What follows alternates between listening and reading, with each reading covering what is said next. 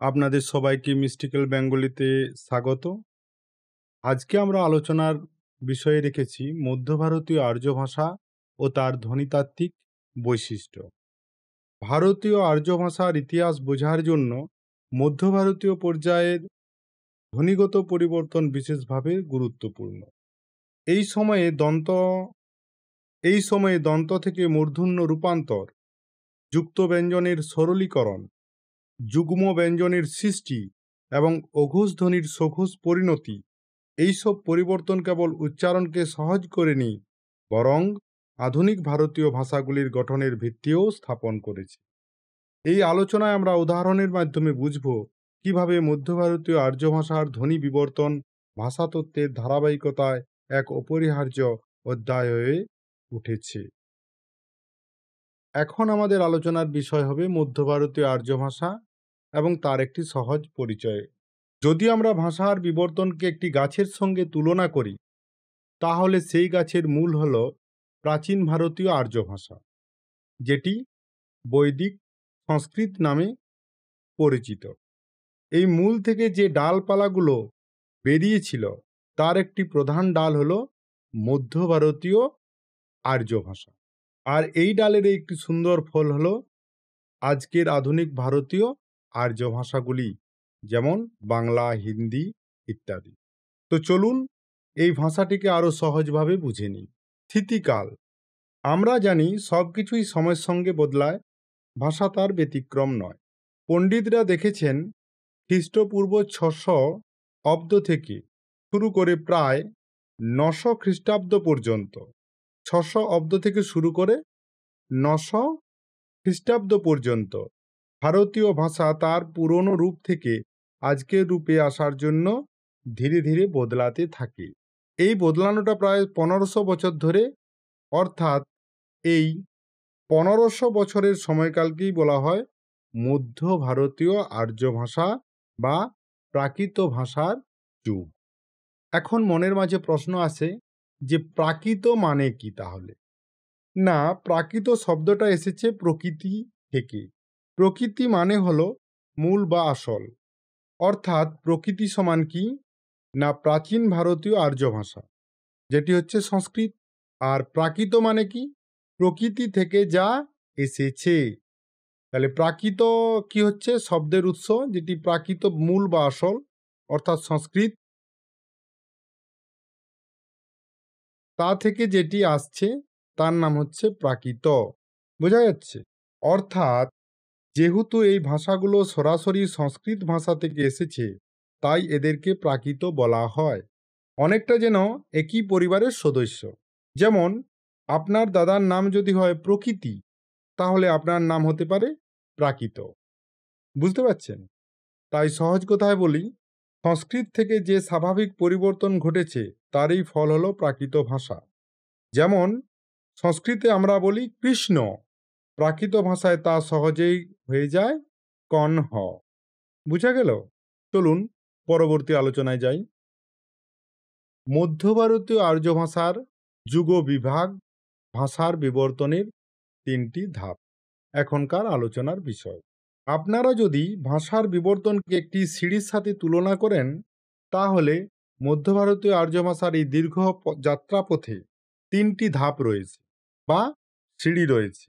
এই 3টি ধাপে ভাষা একটু একটু করে বদলে আজকের রূপ নিয়েছে। প্রথম ধাপ হচ্ছে কি? প্রাচীন প্রাকৃত যুগ। এটি হচ্ছে মধ্য ভারতীয় আর্য ভাষার প্রাথমিক রূপ, যেটির সময়কাল ছিল খ্রিস্টপূর্ব 6 থেকে খ্রিস্টাব্দ 1 পর্যন্ত। এই সময় কি ঘটেছিল? না, এটি হলো ভাষার বিবর্তনের শুরুর সময়। এই যুগে ভাষাগুলো নিজেদেরকে বিভিন্ন অঞ্চলে আলাদা করতে শুরু করে। যেমন অনেকটা একই পরিবারের ভাই বোনেরা বড় হয়ে বিভিন্ন জায়গায় আলাদা আলাদা বাড়ি বানায়। এই সময়ের নিদর্শন কি রয়েছে? এই সময়ে ভাষার ব্যবহার মূলত দেখা যায় বিভিন্ন শিলালিপি বা অনুশাসনে, যেমন সম্রাট অশোকের শিলালিপিগুলো। এগুলোতে ভাষা ছিল বেশ সরল এবং সরাসরি। এই সময়ে ভাষার নাম কি ছিল, বা এই সময়ে মধ্য ভারতীয় আর্য ভাষাটি কি নামে পরিচিত ছিল? এই সময় ভাষাগুলি অঞ্চলভেদে উত্তর পশ্চিম প্রাকৃত, দক্ষিণ প্রাকৃত, মধ্য প্রাকৃত ও প্রাচ্য প্রাকৃত এই 4টি নামে পরিচিত ছিল। এরপর আসে ভাষার দ্বিতীয় ধাপ, মধ্য ভারতীয় আর্য ভাষার দ্বিতীয় ধাপ, যেটি হচ্ছে মূল প্রাকৃতিক যুগ। অর্থাৎ এই সময় থেকে প্রাকৃত ভাষাটির সঠিক একটি রূপ দেখতে পাওয়া যায়, যেটি সময়কাল ছিল খ্রিস্টাব্দ 1 থেকে খ্রিস্টাব্দ 6 পর্যন্ত। এই ধাপে এসে ভাষাগুলো আরও সুন্দর এবং সুগঠিত হলো এবং সাহিত্য ও সংস্কৃতিতে এদের ব্যবহার বাড়তে লাগলো। বোঝা গেল? নিদর্শন কি রয়েছে? এই সময় ভাষা প্রধানত সংস্কৃত নাটকে ব্যবহৃত হতো। মজার ব্যাপার হলো, নাটকের প্রধান পুরুষ চরিত্ররা সংস্কৃতে বললেও নারীরা বা ভৃত্যেরা প্রাকৃত ভাষায় কথা বলতো। এই থেকে বোঝা যায় প্রাকৃত ভাষা ছিল সাধারণ মানুষের মুখের ভাষা। এছাড়াও জৈন ধর্মগ্রন্থ এবং বিভিন্ন কাব্য ও ব্যাকরণ এই ভাষাতেই লেখা হতো। এই সময়কার ভাষা কি নামে পরিচিত ছিল? যেমন ষোড়শিনী প্রাকৃত, এটি মধ্য ভারতের ভাষা, আধুনিক মথুরা অঞ্চল। যেটি মাগধী প্রাকৃত, এটি পূর্ব ভারতের ভাষা বা মগধ অঞ্চলের ভাষা। মহারাষ্ট্রী প্রাকৃত, এটি পশ্চিম ভারতের ভাষা। অর্ধ মাগধী, এটি হচ্ছে মাগধী ও ষোড়শিনীর মাঝখানের ভাষা। এরপর মধ্য ভারতীয় আর্য ভাষার আসে তৃতীয় ধাপ। ধাপটির নাম কি? অপভ্রংশের যুগ। এর সময়কাল ছিল খ্রিস্টাব্দ 6 থেকে খ্রিস্টাব্দ 9 পর্যন্ত। এটি হলো শেষ ধাপ। এখানে ভাষাগুলো তাদের পুরনো রূপ ছেড়ে আধুনিক রূপের দিকে আরও এক ধাপ এগিয়ে যায়। অপভ্রংশ শব্দের অর্থ হলো বিকৃত বা নষ্ট। এই নাম থেকে বোঝা যায় আগের প্রাকৃত ভাষাগুলো এই পর্যায়ে এসে আরও বেশি পরিবর্তিত হয়ে গিয়েছিল। নিদর্শন কি আছে? এই সময় ভাষার মূল নিদর্শনগুলো হলো মহাকাব্য, গল্প এবং কিছু সংস্কৃত নাটকের সংলাপ। এই সময় থেকে বাংলা, হিন্দি, মারাঠি, গুজরাটি ইত্যাদি আধুনিক ভাষার জন্ম হতে শুরু করে। ভাষার নাম কি ছিল এই সময়? না, আগের মতোই অঞ্চল অনুযায়ী এই ভাষাগুলোর নাম ছিল, যেমন মাগধী অপভ্রংশ, ষোড়শিনী অপভ্রংশ, মহারাষ্ট্রীয় অপভ্রংশ ইত্যাদি। মাগধী অপভ্রংশ থেকেই আমাদের বাংলা ভাষার জন্ম হয়েছিল। এটি একটি মনে রাখার মতো বিষয়। তাহলে আশা করি আপনারা বুঝতে পেরেছেন যে মধ্য ভারতীয় আর্য ভাষার যুগ ও বিভাগ কিভাবে হয়েছিল এবং ভাষা কিভাবে পরিবর্তিত হয়েছে।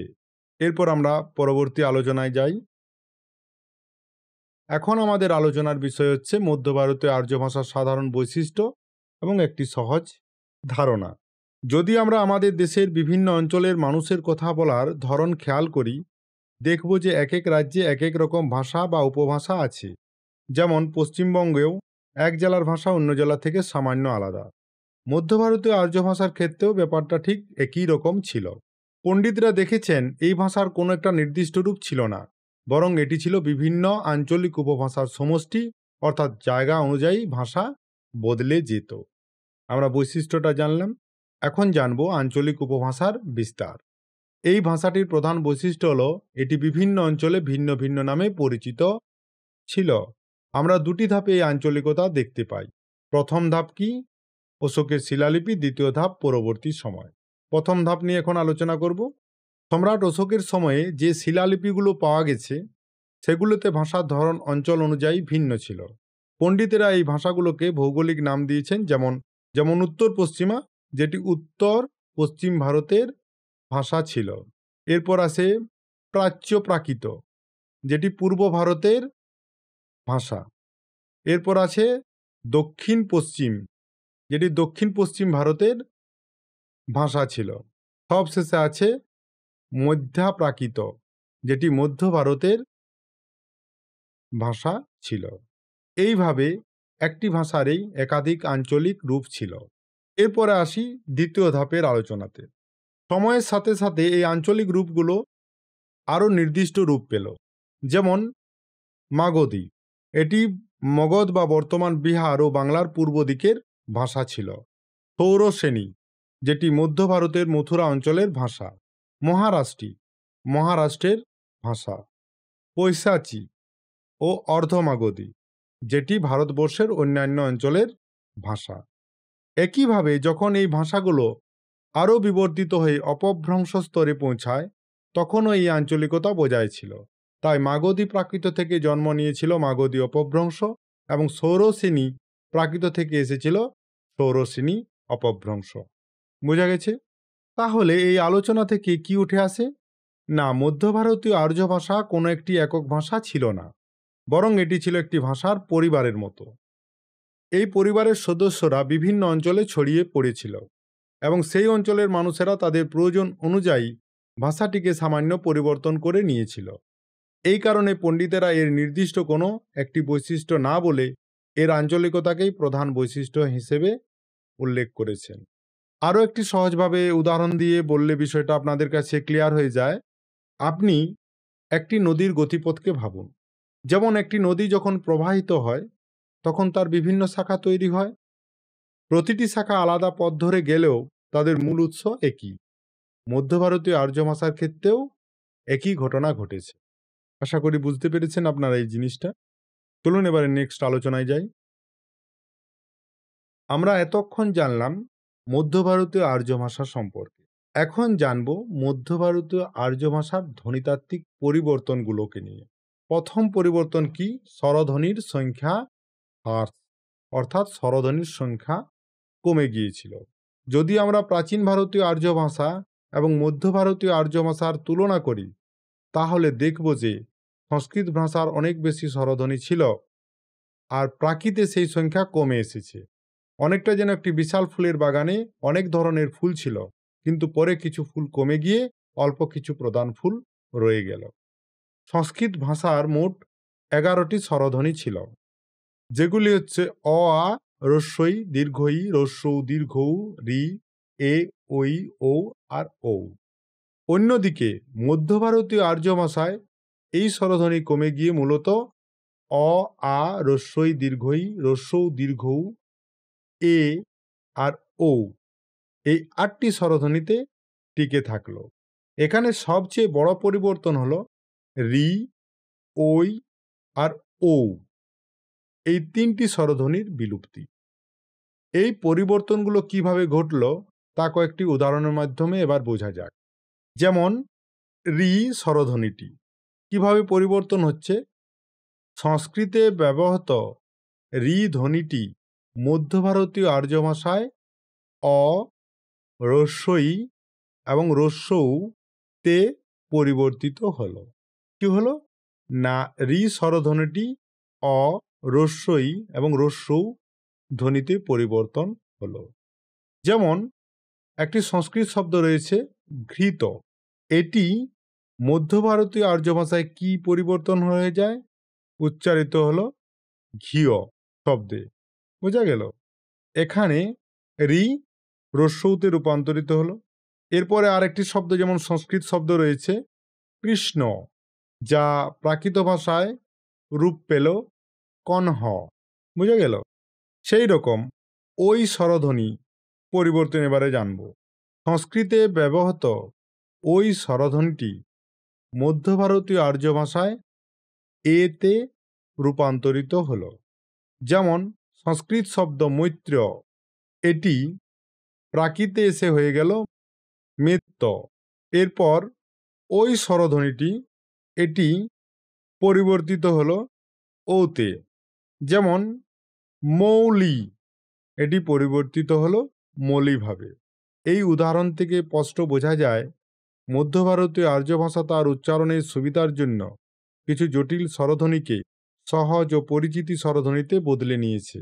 এটি ভাষার বিবর্তনের একটি গুরুত্বপূর্ণ ধাপ, যা আমাদের আধুনিক ভারতীয় ভাষাগুলোকে সমৃদ্ধ করতে সাহায্য করেছিল। এখন মধ্য ভারতীয় আর্য ভাষার আরেকটি গুরুত্বপূর্ণ ধ্বনিতাত্ত্বিক বৈশিষ্ট্য হচ্ছে রি স্বরধ্বনির পরিবর্তন। সংস্কৃত ভাষার রি স্বরধ্বনিটি মধ্য ভারতীয় আর্য ভাষায় এসে এক জায়গায় স্থির থাকেনি, বরং বিভিন্ন রূপে পরিবর্তিত হয়েছে। এটি যেন অনেকটা গিরগিটির মতো, যা বিভিন্ন পরিস্থিতিতে তার রং বদলায়। এটি ভাষার উচ্চারণকে সহজ ও সাবলীল করার জন্যই ঘটেছিল। চলুন উদাহরণ দিয়ে এই পরিবর্তনগুলো আমরা বোঝার চেষ্টা করি। এখানে 5টি পরিবর্তন ঘটেছিল। আমরা শুরু করি প্রথম পরিবর্তনটিকে নিয়ে। এখানে রি রি স্বরধ্বনিটি অনেক সময় কিসে পরিবর্তিত হচ্ছে? অ, অ।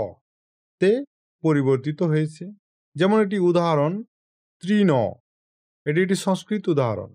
এটি প্রাকৃত ভাষায় রূপান্তরিত হয়ে পরিণত হচ্ছে তনতে, যার বাংলা মানে করলে দাঁড়ায় ঘাস। যেমন আরেকটি সংস্কৃত শব্দ হচ্ছে ঘৃত, যা পরিবর্তিত হয়ে উচ্চারিত হয় ঘয় বলে, যার বাংলা মানে করলে দাঁড়ায় ঘি। এরপরে আরেকটি সংস্কৃত শব্দ আমরা পাই মৃগ, যেটি প্রাকৃত ভাষায় উচ্চারিত হচ্ছে মগ বলে, যার বাংলা মানে করলে দাঁড়ায় হরিণ। এরপর আসে দ্বিতীয় পরিবর্তন, যেমন এখানে রি স্বরধ্বনিটি পরিবর্তিত হয়ে উচ্চারিত হয় রস্যই বা ই এর মতো। যেমন সংস্কৃত শব্দ দেখো মৃগ, তা উচ্চারিত হয়েছে প্রাকৃতে এসে মৃগ বলে, যার বাংলা মানে করলে দাঁড়াও হরিণ। এরপর আরেকটি সংস্কৃত শব্দ হচ্ছে হৃদয়, যেটি মধ্য ভারতীয় আর্য ভাষায় এসে উচ্চারিত হয় হি অ, যার বাংলা মানে করলে দাঁড়ায় মন বা হৃদয়। আরেকটি সংস্কৃত শব্দ উদাহরণ হিসাবে নিতে পারি কৃষ্ণ, যেটি মধ্য ভারতীয় ভাষায় উচ্চারণ হচ্ছে কিন্হ বলে, এটি একটি নাম। ৩ নম্বর উদাহরণ রি এখানে রস্যৌ বা রস্যৌ তে পরিণত হচ্ছে। যেমন রিজু, এটি একটি সংস্কৃত শব্দ যা পরিবর্তিত হয়েছে মধ্য ভারতে উজু হিসাবে, যার বাংলা মানে করলে দাঁড়ায় সোজা। এরপর আরেকটি সংস্কৃত শব্দকে নিয়ে আমরা ঋষি, যেটি মধ্য ভারতীয় আর্য ভাষায় পরিবর্তিত হয়ে উচ্চারিত হয় উষি বলে। এরপর আরেকটি সংস্কৃত শব্দ নিতে পারি আমরা শৃগাল উদাহরণ হিসাবে, যেটি মধ্য ভারতীয় আর্য ভাষায় উচ্চারিত হচ্ছে সুয়াল, যার বাংলা মানে করলে দাঁড়ায় শেয়াল। ৪ নম্বর উদাহরণটি লক্ষ্য করুন, রি এখানে পরিবর্তন হচ্ছে রতে। যেমন বৃক্ষ, বৃক্ষ পরিবর্তিত হয়ে রুক্ষতে রূপান্তরিত হচ্ছে, বা নৃত্য, যা নচ্যতে পরিবর্তিত হচ্ছে।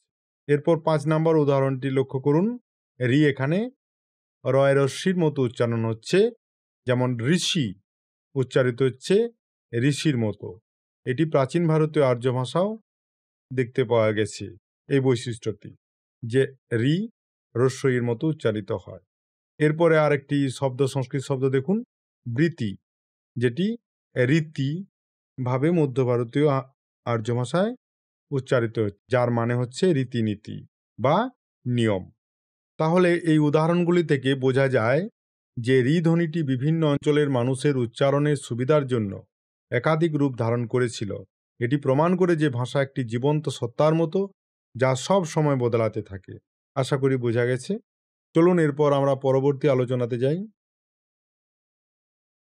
মধ্য ভারতীয় আর্য ভাষার আর একটি ধ্বনিতাত্ত্বিক পরিবর্তন হচ্ছে ঐকার ও ঔকারের পরিবর্তন ঘটে যাচ্ছে। সংস্কৃত ভাষায় ওই এবং ও, এই দুটি স্বরধ্বনি ছিল, যা মধ্য ভারতীয় আর্য ভাষায় এসে পরিবর্তিত হয়ে যথাক্রমে এ এবং ওতে পরিণত হলো। এই পরিবর্তনটি ঘটেছে মূলত উচ্চারণের সুবিধার জন্য, অনেকটা যেন কঠিন কিছু জিনিসকে সহজ করে নেওয়া।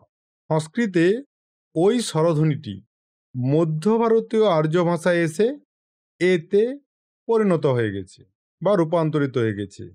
এটি একটি স্বাভাবিক পরিবর্তন, কারণ ওই ধ্বনিটি উচ্চারণ করা এ ধ্বনির চেয়ে কিছুটা কঠিন।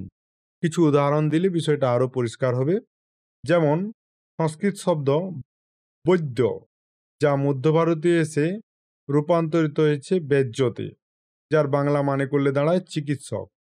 বা সংস্কৃত শব্দ তৈল, তৈল যেখানে ওই আছে, মধ্য ভারতীয় আর্য ভাষায় সেটি হয়ে যাচ্ছে তেল্য, এর মতো উচ্চারণ হচ্ছে ওইটা। এরপরে আরেকটি শব্দ আছে শৈল, যেটি মধ্য ভারতীয় আর্য ভাষায় উচ্চারণ হচ্ছে শিল্প বলে, যার বাংলা করলে দাঁড়ায় পাহাড়। এই পরিবর্তন থেকেই আমাদের আধুনিক বাংলা ও হিন্দি ভাষার তেল এবং চিকিৎসক শব্দগুলো এসেছে। একইভাবে সংস্কৃতের ঔ স্বরধ্বনিটি মধ্য ভারতীয় আর্য ভাষায় ওতে পরিবর্তিত হয়েছে। ও ধ্বনিটি ও ধ্বনির চেয়ে কিছুটা জটিল। যেমন কৌমুদী প্রাকৃত ভাষায় এসে উচ্চারিত হচ্ছে কৌমুই বলে, যেটির বাংলা মানে করলে দাঁড়ায় জ্যোৎস্না। এখানে ও ওতে রূপান্তরিত হচ্ছে। আরও বেশ কয়েকটি উদাহরণ দিলে বিষয়টা আরও ক্লিয়ার হয়। যেমন ওষুধ রূপান্তরিত হয়েছে ওষুধে, গৌরী রূপান্তরিত হয়েছে গৌরীতে, মুক্তিক পরিবর্তিত হয়েছে মূর্তিতে। বোঝা গেল? তাহলে এই পরিবর্তনগুলো প্রমাণ করে যে মধ্য ভারতীয় আর্য ভাষা সময়ের সাথে সাথে আরও সহজ এবং সাধারণ মানুষের মুখের ভাষার কাছাকাছি চলে এসেছিল। জটিল উচ্চারণগুলো বাদ দিয়ে সহজ উচ্চারণগুলো গ্রহণ করাই ছিল এই ভাষার প্রধান বৈশিষ্ট্য। এরপর মধ্য ভারতীয় আর্য ভাষার আরেকটি বৈশিষ্ট্য হচ্ছে যুক্ত ব্যঞ্জনের আগে দীর্ঘস্বরের হ্রস্বতা। অর্থাৎ মধ্য ভারতীয় আর্য ভাষার একটি প্রধান বৈশিষ্ট্য হচ্ছে উচ্চারণের সরলতা। এটি করার জন্য ভাষাটি অনেক সময় কিছু কিছু শব্দকে ছোট করে বা পরিবর্তন করে উচ্চারণ করত। এর একটি চমৎকার উদাহরণ হলো যুক্ত ব্যঞ্জন, অর্থাৎ দুটি ব্যঞ্জন একসঙ্গে থাকলে আগের দীর্ঘ স্বরধ্বনিগুলো ছোট করে দেওয়া। সহজ কথায়, যখন কোনো শব্দের মাঝে দুটি ব্যঞ্জন ধ্বনি একই সঙ্গে আসত, তখন তার আগের দীর্ঘ স্বরধ্বনিটি, যেমন আ রস্যই রস্যৌ, ছোট হয়ে যেত। যেমন অ রস্য এবং রস্যতে পরিণত হয়ে যেত। অনেকটা যেন দুটি ভারী জিনিস একসঙ্গে তুলতে গেলে তার আগের জিনিসটা হালকা করে নেওয়া।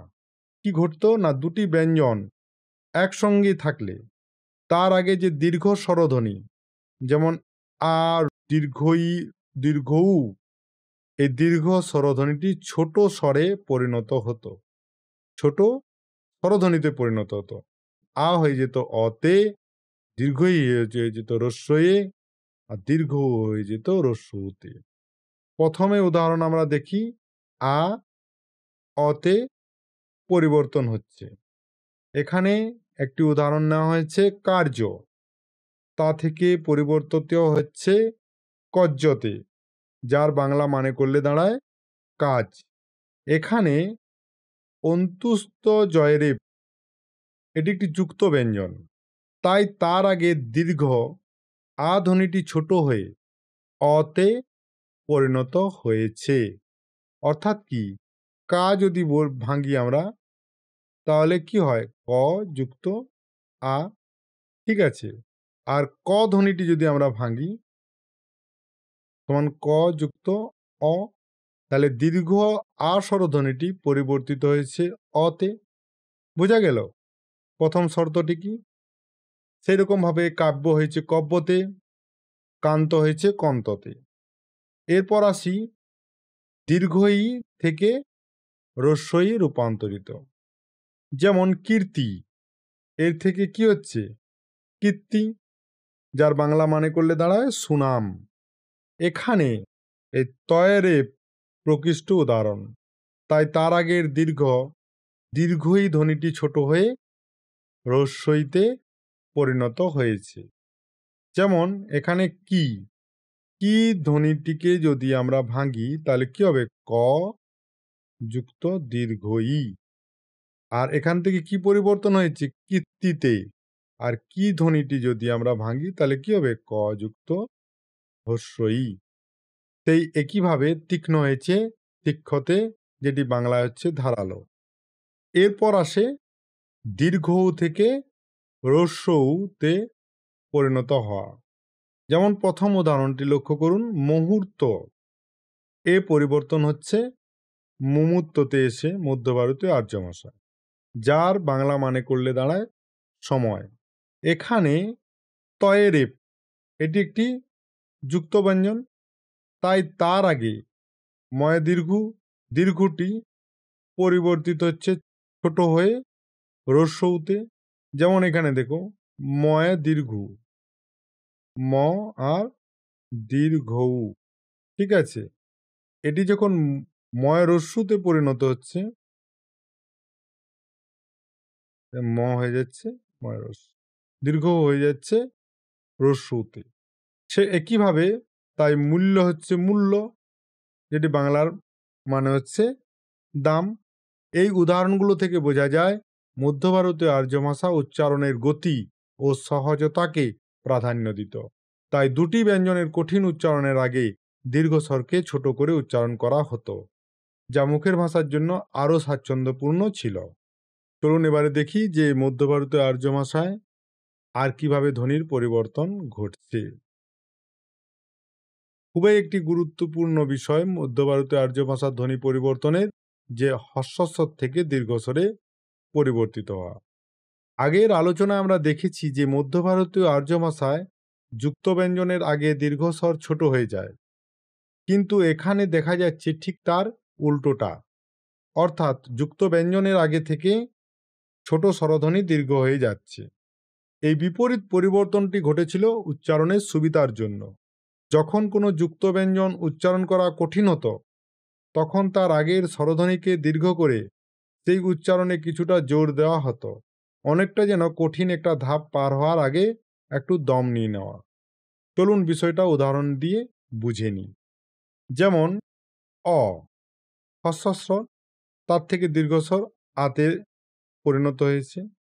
রস্বই একটি হ্রস্বস্বর, এটি পরিবর্তিত হয়েছে দীর্ঘ ইতে। রস্যৌ এটি একটি হ্রস্বস্বর, এটি পরিবর্তিত হয়েছে দীর্ঘ উতে, একটি দীর্ঘস্বরে। উদাহরণ দিয়ে বিষয়টা জানি যে, যেমন এখানে একটি উদাহরণ দেখো, অশ্ব, এটি মধ্য ভারতীয় আর্য ভাষা উচ্চারণ হচ্ছে আশ হিসাবে, যার বাংলা মানে করলে দাঁড়ায় ঘোড়া। এখানে তালব্য সবয়ে, এটি একটি যুক্ত ব্যঞ্জন, এর উচ্চারণ কঠিন বলে তার আগে অস্বরধ্বনিটি দীর্ঘ হয়ে আ এসছে। যেমন আশ, উচ্চারণটা করো, দেখো আ ধ্বনিটা একটা দীর্ঘভাবে উচ্চারিত হচ্ছে। তাহলে কি হচ্ছে না, এটি একটি যুক্ত ব্যঞ্জন তালব্য সবয়ে, তার আগে অধ্বনিটি আছে, দিয়ে কি হচ্ছে স্বরধ্বনিটি দীর্ঘ হচ্ছে, উচ্চারণের সুবিধাতে হয়ে যাচ্ছে আশ। একইভাবে দেখো পর্শ, তা থেকে তৈরি হচ্ছে ফাঁস। ফাঁস শব্দের অর্থ হচ্ছে ছোঁয়া। এখানে তালব্যস্বয়ে রেপটিকে লক্ষ্য করো, এটি একটি যুক্ত ব্যঞ্জন, এর আগের পর্শ অ আসছে, এর আগের অধ্বনিটি দীর্ঘ হয়ে আতে রূপান্তরিত হচ্ছে, হয়ে যাচ্ছে কি ফাঁস। একইভাবে হস্ত হয়েছে হতথ। এরপর আছে রস্বই থেকে দীর্ঘ হয়ে রূপান্তরিত হওয়া। যেমন শিষ্য শব্দটিকে লক্ষ্য করুন, এর থেকে পরিবর্তিত হয়েছে শিশে, যার বাংলা মানে হচ্ছে ছাত্র। এখানে মূর্ধন্যশয় জফলাটি একটি যুক্ত ব্যঞ্জন, এর আগে রস্বই স্বরধ্বনিটি দীর্ঘ হয়ে দীর্ঘই হয়েছে, বুঝা যাচ্ছে। যেমন বিশ্রাম, এর থেকে পরিবর্তিত হয়েছে বিশ্রামে। এখানে তালব্যস্বয় রফলা আকার, এটি একটি যুক্ত ব্যঞ্জন, ঠিক কিনা, এটি একটি যুক্ত ব্যঞ্জন, তাই তার আগে রস্বই ধ্বনিটি দীর্ঘ হয়ে দীর্ঘই হয়েছে, হয়ে গেছে কি বিষাম, যার বাংলা মানে করলে দাঁড়ায় বিশ্রাম। এরপর হচ্ছে রস্যৌ থেকে দীর্ঘ হওয়ার পরিবর্তনের উদাহরণ। যেমন দুর্লভ শব্দটিকে লক্ষ্য করুন, তা থেকে পরিবর্তিত হয়েছে দুলহ, যা পাওয়া কঠিন। এখানে লয়েরেপ, এটি একটি যুক্ত ব্যঞ্জন, এর আগে রস্যৌ স্বরধ্বনিটি দীর্ঘ হয়ে দীর্ঘও হয়েছে। আরও একটি উদাহরণ লক্ষ্য করুন, দুঃসহ, যা পরিবর্তিত হচ্ছে মধ্য ভারতীয় আর্য ভাষায় দুঃসহ রূপে, যার বাংলা মানে করলে দাঁড়ায় যা সহ্য করা কঠিন। এখানে দন্তস্ব পয়ে একটি যুক্ত ব্যঞ্জন, এর আগে রস্যৌ ধ্বনিটি দীর্ঘ হয়ে দীর্ঘও হয়েছে। এই ধরনের পরিবর্তন থেকে বোঝা যায় যে মধ্য ভারতীয় আর্য ভাষা উচ্চারণের সাবলীলতা বজায় রাখার জন্য বিভিন্ন কৌশল অবলম্বন করত। কখনো দীর্ঘস্বরকে হ্রস্ব করত, আবার কখনো হ্রস্বস্বরকে দীর্ঘ করত। সবটাই নির্ভর করত শব্দের উচ্চারণের উপর। চলুন এবারে আমরা মধ্য ভারতীয় আর্য ভাষার ধ্বনিতাত্ত্বিক পরিবর্তনের নেক্সট আলোচনাতে যাই। মধ্য ভারতীয় আর্য ভাষার আরেকটি ধ্বনিতাত্ত্বিক বৈশিষ্ট্য হচ্ছে পদান্তস্থিত অনুস্বারের আগে দীর্ঘস্বরের হ্রস্বতা।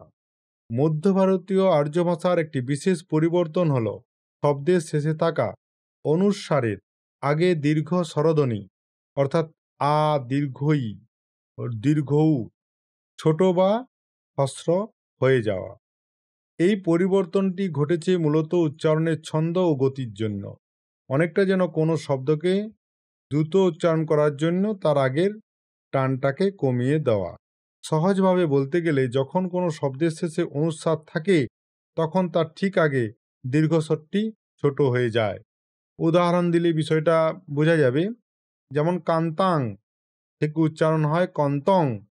এখানে শব্দের শেষে অনুস্বারটি লক্ষ্য করুন, তার আগে দীর্ঘ একটি স্বর রয়েছে আ ধ্বনিটি, সেটি মধ্য ভারতীয় আর্য ভাষায় অতে পরিণত হয়ে যাচ্ছে কন্তং। বোঝা গেল? যেমন পাংশু হয়েছে পংশুতে, তার শব্দের অর্থ কি? ধুলো। এখানেও শব্দের শেষে অনুস্বার রয়েছে, যদিও এটি পরে স এসেছে। তার আগে দীর্ঘ আ ধ্বনিটি ছোট হয়ে অতে রূপান্তরিত হয়েছে, উচ্চারণ হয়েছে পংশুতে। এরপর আরেকটি উদাহরণ হচ্ছে দীর্ঘই। এই উদাহরণটা হবে যে এটার উদাহরণ হচ্ছে এটা, যে দীর্ঘই রস্বইতে পরিণত হচ্ছে। যেমন একটি শব্দ দেখো দীপাং, তা পরিবর্তিত হয়েছে দীপঙ্গে, যার বাংলা মানে করলে দাঁড়ায় দীপশিখা। এখানেও শব্দের শেষে অনুস্বার রয়েছে, তার আগে দীর্ঘই ধ্বনিটি ছোট হয়ে রস্বই হয়ে গেছে। এরপরে আমরা আসি দীর্ঘ থেকে রস্বইতে রূপান্তরিত হওয়া। যেমন শম্ভুং থেকে পরিণত হয়েছে শম্ভুঙ্গের। এখানে শব্দের শেষে অনুস্বার রয়েছে, তার আগের দীর্ঘ ধ্বনিটি ছোট হয়ে রস্যু হয়ে গেছে। এই উদাহরণগুলি থেকে বোঝা যায় শব্দের শেষে অনুস্বারের উপস্থিতির কারণে মধ্য ভারতীয় আর্য ভাষা উচ্চারণের ওজন কমিয়ে দিত, যাতে শব্দটি দ্রুত ও সহজে বলা যায়। এই বৈশিষ্ট্যটি ভাষার একটি ছন্দবদ্ধ বিবর্তনের প্রকৃষ্ট উদাহরণ। এরপর মধ্য ভারতীয় আর্য ভাষার আরেকটি বড় বৈশিষ্ট্য হচ্ছে অনুস্বার লোপ পেয়ে হ্রস্বস্বরের দীর্ঘতা আনা। মধ্য ভারতীয় আর্য ভাষার একটি বিশেষ পরিবর্তন হল যে শব্দের মাঝখানে থাকা অনুস্বার যখন উঠে যায় বা লোপ পায় তখন তার আগের ছোট স্বরধ্বনি দীর্ঘ হয়ে যায়। যদি হ্রস্ব থাকে তা দীর্ঘ হবে। এই পরিবর্তনটি ঘটেছে মূলত উচ্চারণের ভারসাম্যকে বজায় রাখার জন্য, অনেকটা যেন কোনো শব্দ থেকে একটি ধ্বনি বাদ গেলে তার শূন্যস্থান পূরণ করার জন্য আরেকটি ধ্বনিকে একটু টেনে উচ্চারণ করা হয়। সহজভাবে বলতে গেলে যখন কোনো শব্দের মাঝে থাকা অনুস্বার লোপ পায় তখন তার ঠিক আগে হ্রস্ব স্বরটি দীর্ঘ হয়ে যায়। চলুন উদাহরণ দিয়ে এই নিয়মটা বুঝে নিই। যেমন রস্বই দীর্ঘইতে পরিণত হচ্ছে।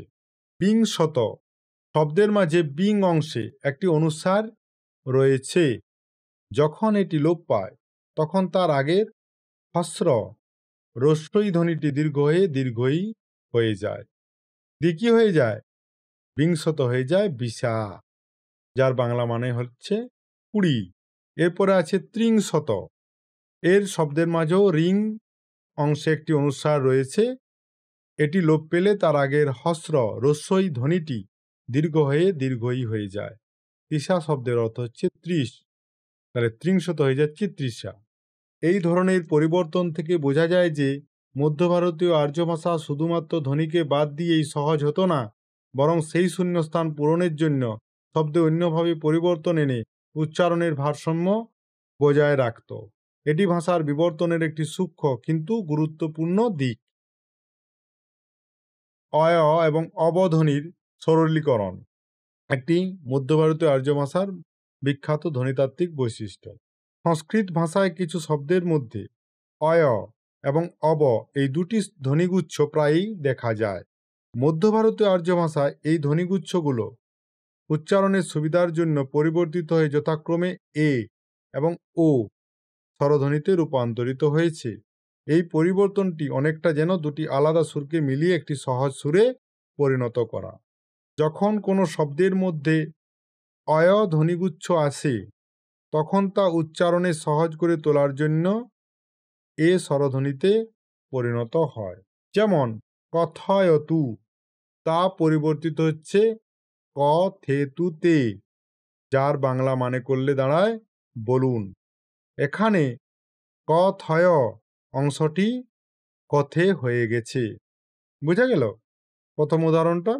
সেই রকম পূজয়তি, এটি মধ্য ভারতীয় আর্য ভাষায় উচ্চারিত হচ্ছে পূজতি বা পূজেই, বাংলা মানে করলে দাঁড়ায় পূজা করেন। এখানে পূজয় অংশটি পূজে হয়ে গেছে। এটিও আশা করি বুঝাতে পেরেছি। এটি ক্রিয়াপদে বেশি লক্ষ্য করা যায়, মনে রাখবেন। এইভাবে যখন কোনো শব্দের মধ্যে অবধ্বনিগুচ্ছ আসে তখন তা উচ্চারণে সহজ করে তোলার জন্য ও স্বরধ্বনিতে পরিণত হয়। যেমন লবণ, তার থেকে উচ্চারিত হচ্ছে মধ্য ভারতীয় আর্য ভাষায় লোন, যার বাংলা মানে করলে দাঁড়ায় নুন।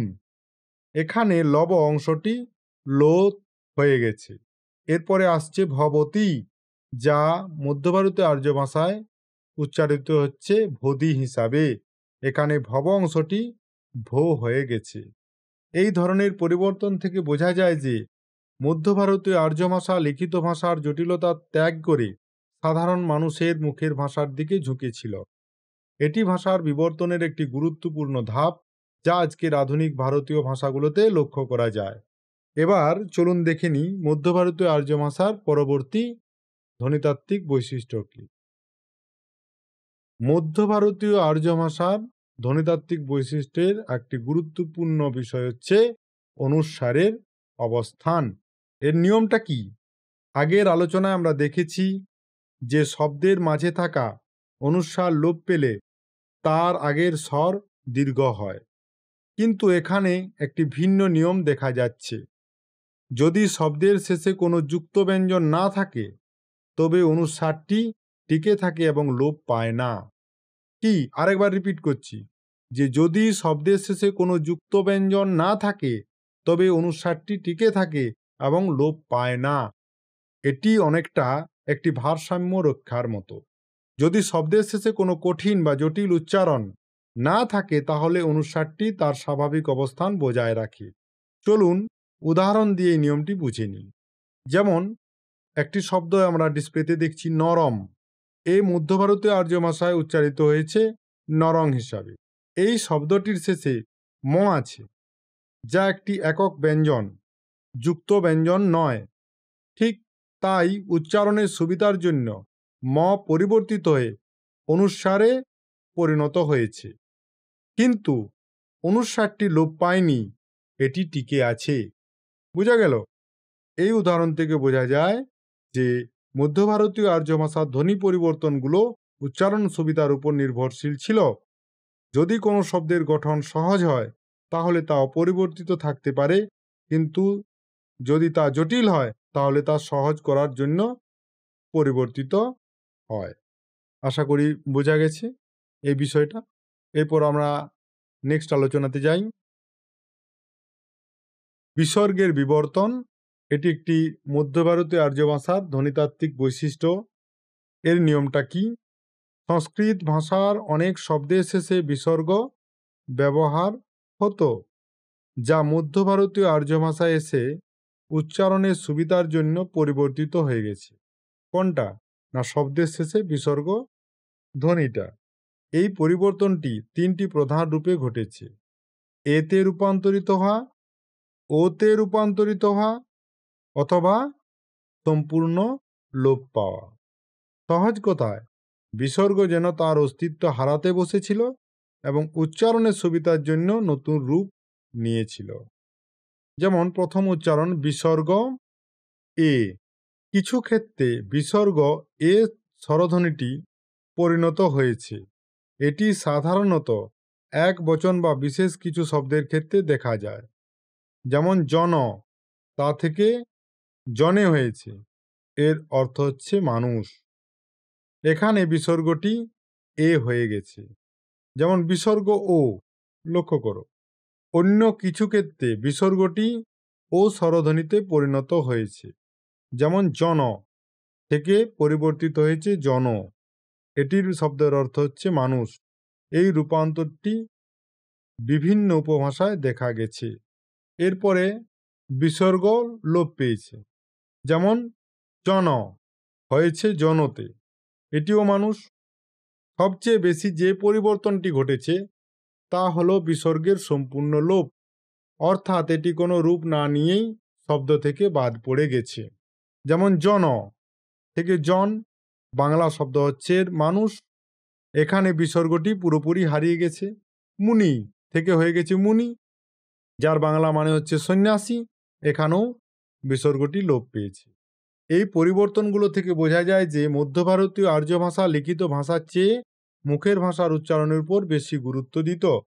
যেহেতু বিসর্গটি উচ্চারণের জন্য একটি বাড়তি এফোর্টের প্রয়োজন হতো, তাই সাধারণ মানুষ এটিকে সহজ করে হয় এ বা ও ধ্বনিতে পরিবর্তন করে নিত, অথবা পুরোপুরি বাদ দিয়ে দিত। এই সরলীকরণেই আধুনিক ভারতীয় আর্য ভাষার ভিত্তি স্থাপন করেছিল। এরপর আসে মধ্য ভারতীয় আর্য ভাষার একটি গুরুত্বপূর্ণ ধ্বনিতাত্ত্বিক বৈশিষ্ট্য ব্যঞ্জন বর্ণের লোপ। মধ্য ভারতীয় আর্য ভাষার একটি প্রধান বৈশিষ্ট্য হল শব্দের শেষে থাকা জটিল ব্যঞ্জন ধ্বনিগুলো বাদ দিয়ে উচ্চারণকে সহজ করা। এই ভাষার নিয়ম অনুযায়ী শব্দের শেষে থাকা ম বা দন্তন্য থেকে তৈরি হওয়া অনুস্বার ছাড়া অন্য সব ব্যঞ্জন বর্ণই প্রায় লোপ পেয়েছিল। সহজ কথায়, কোনো শব্দের শেষে যদি ম বা দন্তন্য ছাড়া অন্য কোনো ব্যঞ্জন বর্ণ থাকে তাহলে তা উচ্চারণের সময় বাদ পড়ে যেত। চলুন উদাহরণ দিয়ে এই নিয়মটি বুঝে নিই। যেমন উদাহরণ হচ্ছে নরান, তা থেকে পরিবর্তিত হয়েছিল নরাতে। এখানে শব্দের শেষে দন্তন্য হয়েছে, কিন্তু এটি অনুস্বারে রূপান্তরিত হয়নি, বরং এটি লোপ পেয়েছে। এর ফলে শব্দটি আরও সহজ হয়েছে। যেমন পুত্রাত, এটি পরিবর্তিত হয়েছে মধ্য ভারতীয় আর্য ভাষায় পুত্তাতে। এখানে শব্দের শেষে ত ব্যঞ্জনটি সম্পূর্ণভাবে লোপ পেয়েছে, ফলে শব্দটি পুত্তা হয়ে গেছে। এরপরের উচ্চারণ হচ্ছে চন্দ্রমাস, যা মধ্য ভারতীয় আর্য ভাষায় পরিবর্তিত হয়েছে চন্দ্রমাতে। এখানে শব্দের শেষে স ব্যঞ্জনটি লোপ পেয়েছে। এই পরিবর্তনগুলো থেকে দেখা যায় যে মধ্য ভারতীয় আর্য ভাষা লিখিত ভাষার চেয়ে মুখের ভাষার সাবল্যতাকে বেশি গুরুত্ব দিত। যেহেতু শব্দের শেষে ব্যঞ্জন বর্ণগুলো উচ্চারণ করা খুবই কঠিন, তাই সেগুলোকে বাদ দিয়ে শব্দগুলোকে আরও সহজ ও দ্রুত উচ্চারণযোগ্য করে তোলা হয়েছিল। এটি ভাষার বিবর্তনের একটি গুরুত্বপূর্ণ দিক ছিল। এখন মধ্য ভারতীয় আর্য ভাষার একটি গুরুত্বপূর্ণ বৈশিষ্ট্য জানব, শীষ ধ্বনির পরিবর্তন। শীষ ধ্বনি কোনগুলো? না তালব্যস্য, মূর্ধন্যস্য এবং দন্তস্য। সংস্কৃত ভাষায় তালব্যস্য, মূর্ধন্যস্য এবং দন্তস্য এই তিনটি শীষ ধ্বনি। মধ্য ভারতীয় আর্য ভাষায় এসে এই তিনটি ধ্বনি আর সব জায়গায় সমানভাবে টিকে থাকেনি, বরং অঞ্চলভেদে এদের পরিবর্তন ঘটেছে। এই পরিবর্তন থেকে ভাষার আঞ্চলিক রূপগুলো আরও স্পষ্টভাবে বোঝা গেছে। যেমন মাগধী প্রাকৃতে ষয়ের প্রাধান্য আছে। পূর্ব ভারতের মাগধী প্রাকৃত ভাষায় দন্তস্ব এবং মূর্ধন্যস্ব এই ধ্বনি দুটি ব্যবহৃত হতো না। এই দুটি ধ্বনি পরিবর্তিত হয়ে তালব্যস্য ধ্বনিতে রূপান্তরিত হয়েছে। উদাহরণ শতনুকা, যা মধ্য ভারতে উচ্চারিত হয়েছে শতনুকাতে। এই নামটিতে সংস্কৃতে স্বধ্বনি ছিল, যা মাগধী প্রাকৃতে তালব্যস্য হয়ে গেছে। এই ধরনের পরিবর্তন থেকেই বোঝা যায় যে পূর্বাঞ্চলের মানুষ দন্তস্ব ধ্বনির বদলে তালব্যস্য ধ্বনি উচ্চারণ করতে বেশি স্বচ্ছন্দ ছিল। অন্যান্য প্রাকৃতে ষয়ের প্রাধান্য। মাগধী প্রাকৃত ছাড়া অন্যান্য প্রাকৃত ভাষাগুলোতে, যেমন সৌরসেনী, মহারাষ্ট্রী, এই ভাষাগুলোতে ঠিক তার উল্টো ঘটনা ঘটেছে। এখানে তালব্যস্য এবং মূর্ধন্যস্ব ধ্বনি দুটি লোপ পেয়ে দন্তস্ব ধ্বনিতে পরিবর্তিত হয়েছিল। তালব্যস্য এবং মূর্ধন্যস্ব ধ্বনি দুটি লোপ পাচ্ছে এবং দন্তস্ব ধ্বনিটি আসছে, অর্থাৎ তালব্যস্য এবং মূর্ধন্য ষ দন্তস্যে পরিবর্তিত হচ্ছে। যেমন দ্বাদশ, এটি মধ্য ভারতীয় আর্য ভাষায় উচ্চারিত হয়েছে দুবাদশ। এখানে শব্দের শেষে থাকা তালব্যস্য এই ধ্বনিটি পরিবর্তিত হয়ে দন্তস্য হয়েছে। এরপরের উচ্চারণ দেখো, তিষ্টন্ত, তিংখন্ত, মূর্ধন্য ষষ্ঠয়ে যুক্ত ব্যঞ্জনের স্বধ্বনিটি অর্থাৎ মূর্ধন্য স ধ্বনিটি পরিবর্তিত হয়েছে সতে, তাই তিষ্খন্ত উচ্চারণ হয়েছে। এই উদাহরণগুলি থেকে বোঝা যায় যে মধ্য ভারতীয় আর্য ভাষায় ধ্বনি পরিবর্তনগুলো কেবল একটি নির্দিষ্ট নিয়মের উপর নির্ভরশীল ছিল না, বরং তা আঞ্চলিক উচ্চারণের উপর নির্ভর করত। এই কারণে বিভিন্ন প্রাকৃত ভাষার বৈশিষ্ট্যগুলো একে অপরের থেকে ভিন্ন ছিল। আশা করি বোঝা গেছে শীষ ধ্বনির পরিবর্তনটি। এরপর আমরা মধ্য ভারতীয় আর্য ভাষার আরেকটি অন্যতম ধ্বনিতাত্ত্বিক বৈশিষ্ট্য দেখব, দন্ত বর্ণের মূর্ধন্য রূপান্তর উচ্চারণের এক নতুন ধরন। মধ্য ভারতীয় আর্য ভাষার একটি গুরুত্বপূর্ণ পরিবর্তন হলো দন্তবর্ণ। দন্তবর্ণ কাকে বলে? না, যে ব্যঞ্জনগুলো দাঁতের সাহায্যে উচ্চারিত হয়, যেমন ত, থ, দ, ধ দন্তন্য, এর স্বতঃস্ফূর্তভাবে মূর্ধন্য বর্ণে রূপান্তরিত হয়। মূর্ধন্য বর্ণ আবার কোনগুলো? যেগুলো জিভের ডগা উল্টিয়ে তালুর উপর স্পর্শ করে উচ্চারিত হয়, সেগুলো কোনগুলো? ট, ঠ, ড, ঢ দন্তন এ মূর্ধন্য। সহজ কথায় এই পরিবর্তনটি ঘটেছিল কারণ কিছু অঞ্চলের মানুষের কাছে দাঁতের সাহায্যে কিছু শব্দ উচ্চারণ করার চেয়ে জিভ উল্টিয়ে সেই শব্দগুলো উচ্চারণ করা সহজ মনে হয়েছিল। দন্ত থেকে মূর্ধন্য এর একটি স্বতঃস্ফূর্ত পরিবর্তন ঘটেছিল। এই পরিবর্তন অনেক সময় কোনো বিশেষ কারণ ছাড়াই হয়েছিল। যেমন বিকৃত, এই শব্দটি মধ্য ভারতীয় আর্য ভাষায় রূপ নিয়েছিল বিকটে। এখানে দন্তবর্ণ কোনটি? ত। এই ধ্বনিটি স্বতঃস্ফূর্তভাবে মূর্ধন্য ধ্বনিতে পরিণত হচ্ছে। ঠিক আছে, এরপরে আমরা রি, র, মূর্ধন্য ষ এবং তালব্যস্যের প্রভাবের পরিবর্তনকে দেখব। যেমন একটি শব্দ নাও দ্বাদশ, এটি মধ্য ভারতীয় পরিণত হচ্ছে ডুবাডসে। এখানে তালব্যস্য ধ্বনির প্রভাবে দ ধ্বনিটি, দ্বাদশটি পরিণত হচ্ছে কিসে? ডতে। আবার আর একটি শব্দ না কৃষ্ণ, মধ্য ভারতীয় আর্য ভাষা এটি হচ্ছে কনহতে। এখানে রি এবং মূর্ধন্যের প্রভাবে মূর্ধন্য হয়েছে, তাই এটি হয়ে গেছে কনহ। এই ধরনের পরিবর্তন থেকে বোঝা যায় যে মধ্য ভারতীয় আর্য ভাষা শুধুমাত্র সরলীকরণের দিকে এগোয়নি, বরং কিছু ক্ষেত্রে উচ্চারণের নিজস্ব প্রবণতা অনুসরণ করেছে। এই কারণেই বিভিন্ন অঞ্চলের ভাষার মধ্যে সূক্ষ্ম পার্থক্য দেখতে পাওয়া যায়।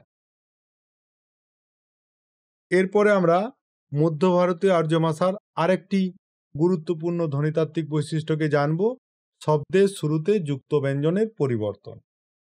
সংস্কৃত ভাষায় শব্দের শুরুতে অনেক সময় একাধিক ব্যঞ্জন একসঙ্গে ব্যবহৃত হতো। মধ্য ভারতীয় আর্য ভাষায় এসে এই ধরনের যুক্ত ব্যঞ্জনগুলো সহজ করার জন্য দুটি প্রধান পথে পরিবর্তিত হয়েছে।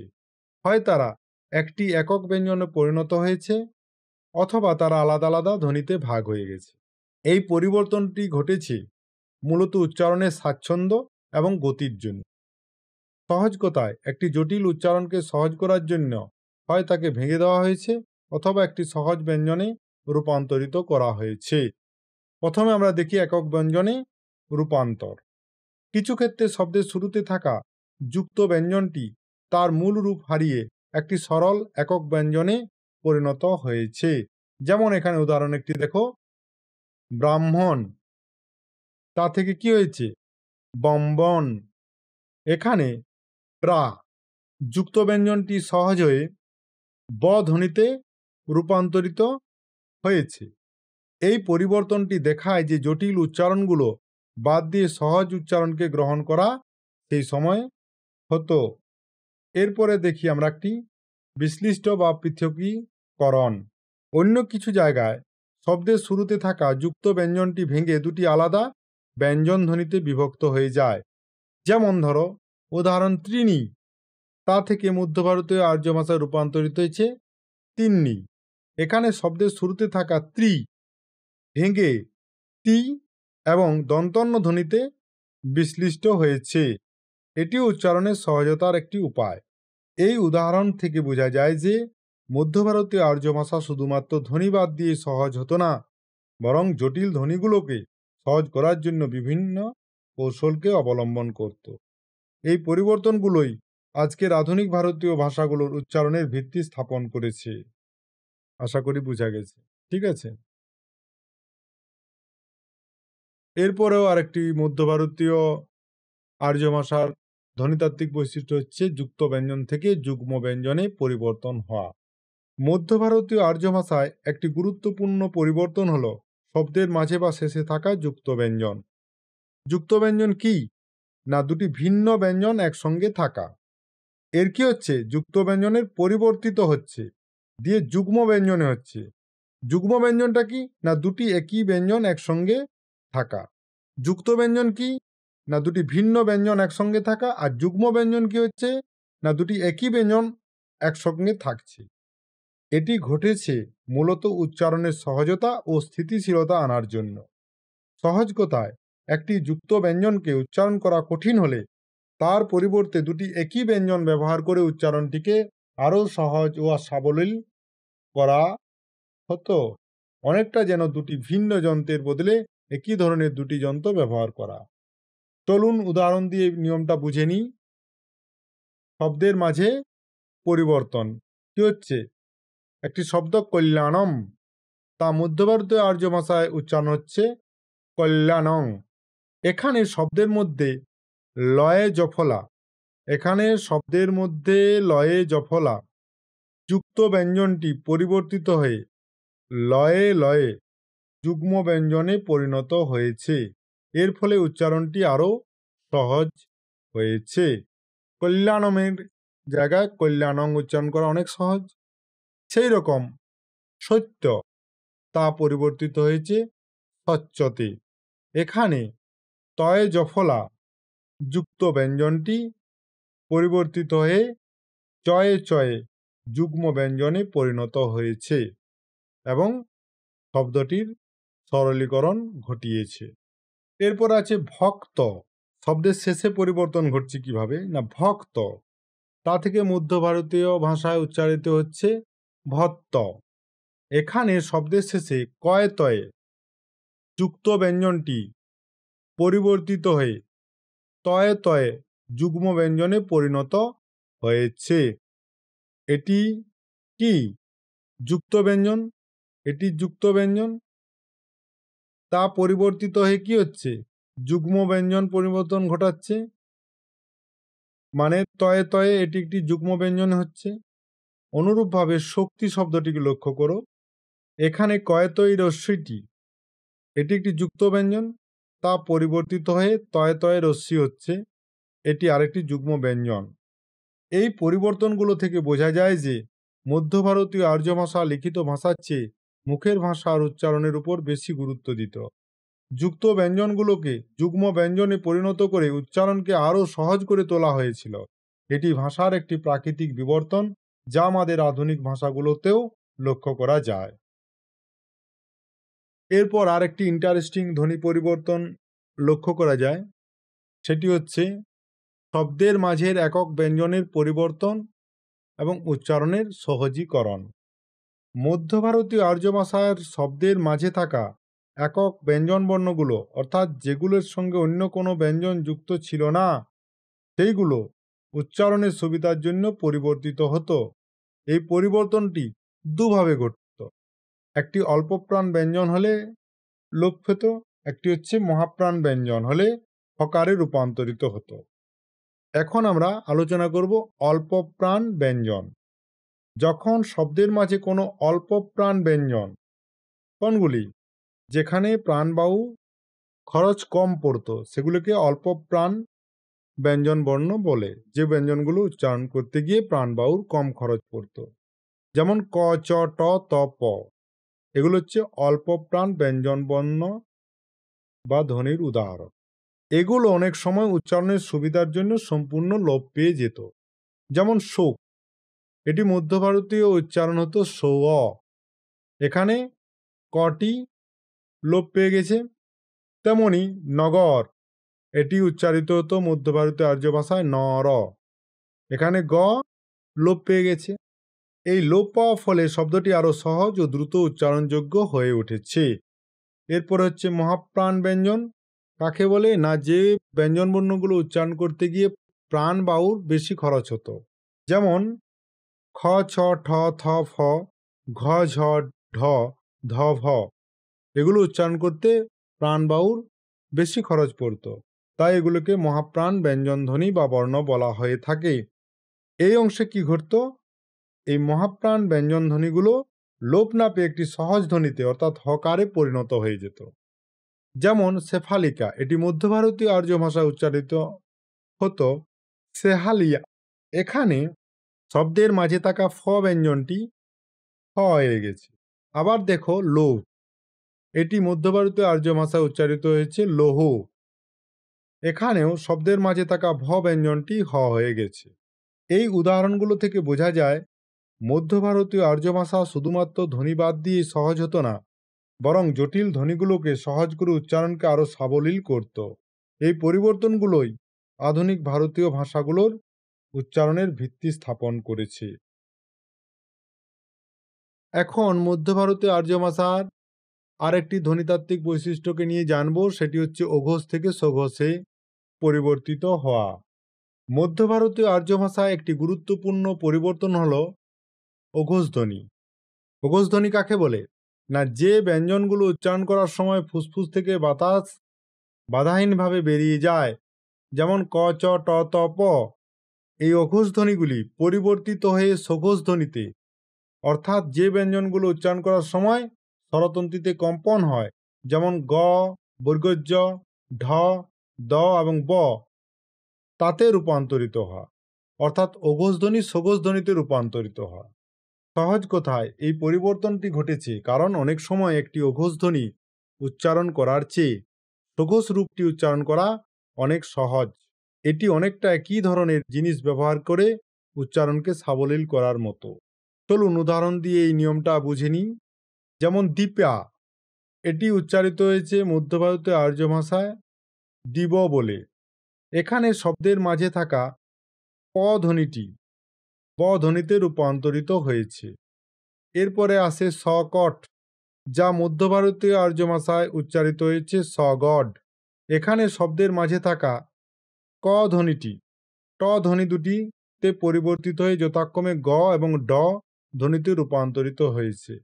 এরপরে আসে ঋতু, তা থেকে মধ্য ভারতীয় আর্য ভাষা উচ্চারিত হয়েছে উদ্দু বলে, এখানে শব্দের মাঝে থাকা ত ধ্বনিটি দ ধ্বনিতে রূপান্তরিত হয়েছে।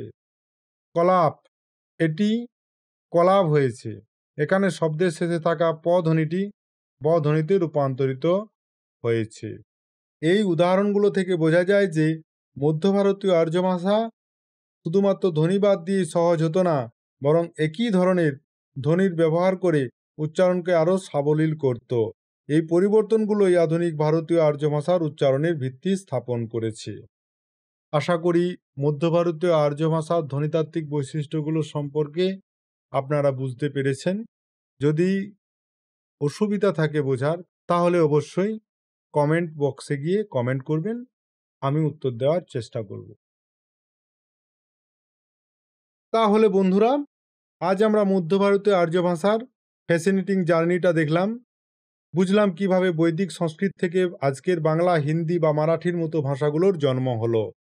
এই বিবর্তনটা শুধু ভাষার পরিবর্তন নয়, এটি আমাদের সংস্কৃতি এবং ইতিহাসেরও এক গুরুত্বপূর্ণ অংশ। আশা করি এই আলোচনাটা আপনাদের জন্য সহায়ক ছিল এবং আপনারা এই জটিল বিষয়টিকে সহজভাবে বুঝতে পেরেছেন। যদি আপনাদের কোনো প্রশ্ন থাকে তাহলে কমেন্ট সেকশনে জানাতে ভুলবেন না, আমি আপনাদের সব প্রশ্নের উত্তর দেওয়ার চেষ্টা করব। আর এই ধরনের আরও শিক্ষামূলক ভিডিও দেখতে আমাদের চ্যানেলটি সাবস্ক্রাইব করুন এবং বেল আইকনটি প্রেস করে দিন, যাতে নতুন ভিডিও আপলোড হলেই আপনি সবার আগে নোটিফিকেশন পেয়ে যান। দেখা হবে পরের ভিডিওতে নতুন কোনো বিষয় নিয়ে। ততক্ষণ পর্যন্ত ভালো থাকবেন।